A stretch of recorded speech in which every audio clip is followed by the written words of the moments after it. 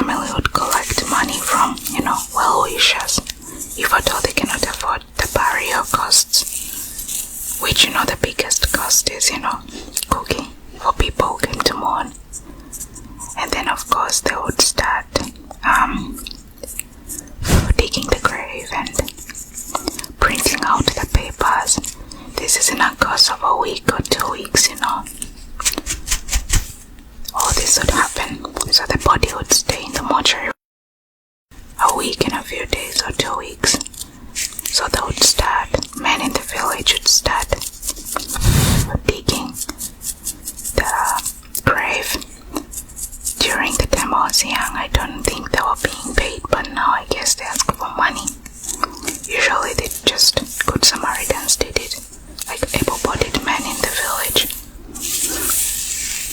And then, of course, the casket would either be made or bought.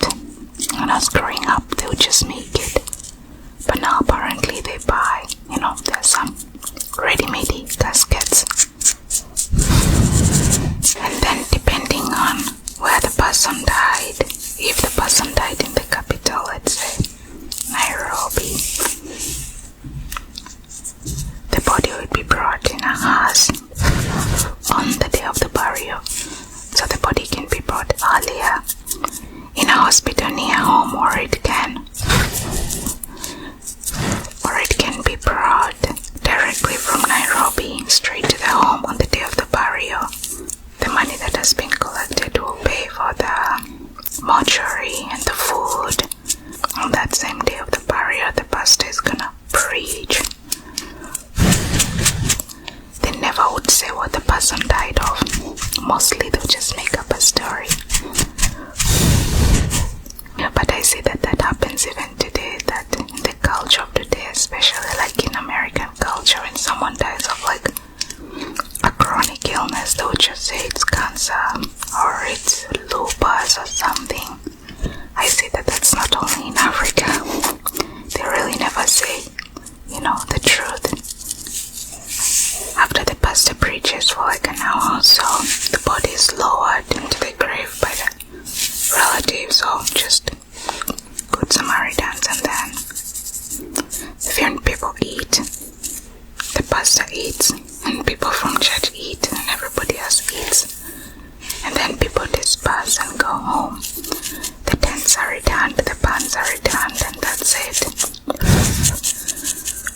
Yeah, I forgot to say that there will also be a whole lot of crying and, from family members, and they are inconsolable, so you'll be hearing crying and shouting from a very far place, from quite far. All my childhood games, we never had many toys like, plastic toys, stuff like that. We never had any we never really bought toys at the store, we just used what we could find around the home.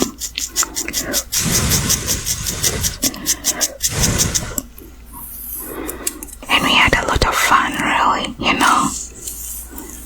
during holidays, let's say school holidays.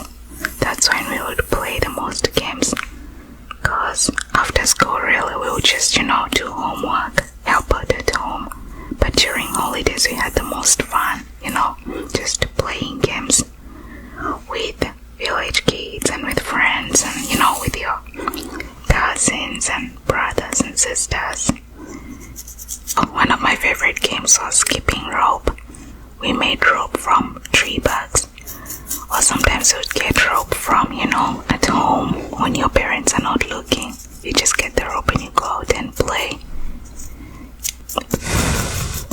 In the African culture, you had to play very close to home. You wouldn't travel miles like I see the Western kids. They hop on their bikes and they, ride for 30 minutes to go to our friends. Your friends really were the neighbors' kids and your, brothers and sisters. Usually, you had to be able to answer or hear your parents call you. So basically, we would, play games in a central place.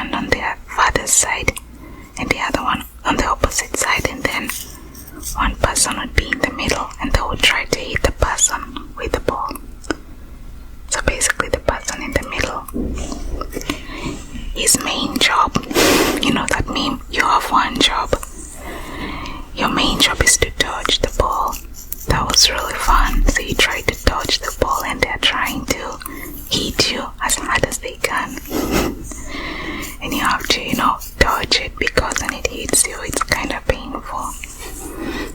Yeah, we played a couple of games. We also played, mom and dad would emulate what we saw at home. Sometimes we would play my grandma, would play different characters in the homestead, depending on what kind of family we come from. We would talk like them, behave the way they do, send the kids to the shop. We had fun, we really had fun playing these games. We got like flowers in the garden, played weddings. We even played preaching. Everybody sits down and there is a pastor preaching. And we just make it fun, for us. I got a really good whitehead.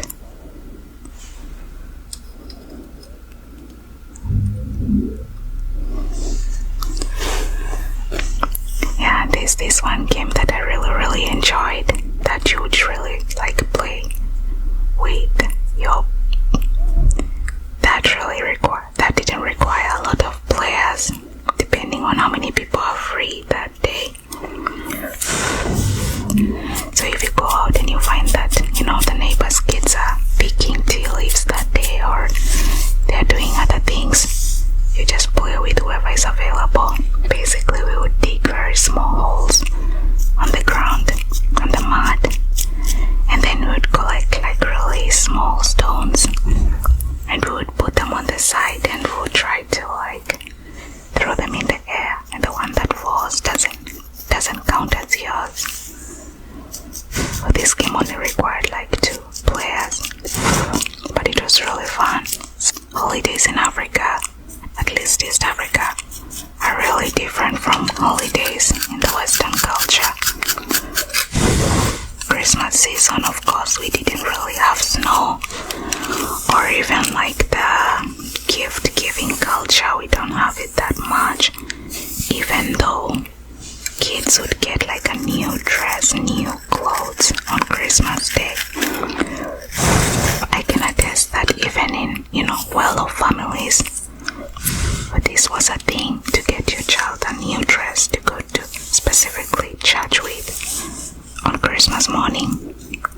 It doesn't matter if it's a Sunday or Monday, whenever, you just dress up on Christmas morning in your new outfit and you go to Sunday school to show it off to your friends. And in those instances, if you came from a humble home, my home, my grandma's home, that's the only dress you would get the whole year. So you will really be looking forward to Christmas to get the one nice dress, Many times my mom wouldn't send any money to take care of me. So my grandma would sell, and my auntie too, would sell some stuff some, coffee. We would pick coffee after school. And then she would also sell just farm things to the market and save up money. Just for our daily stuff, to daily food of the day.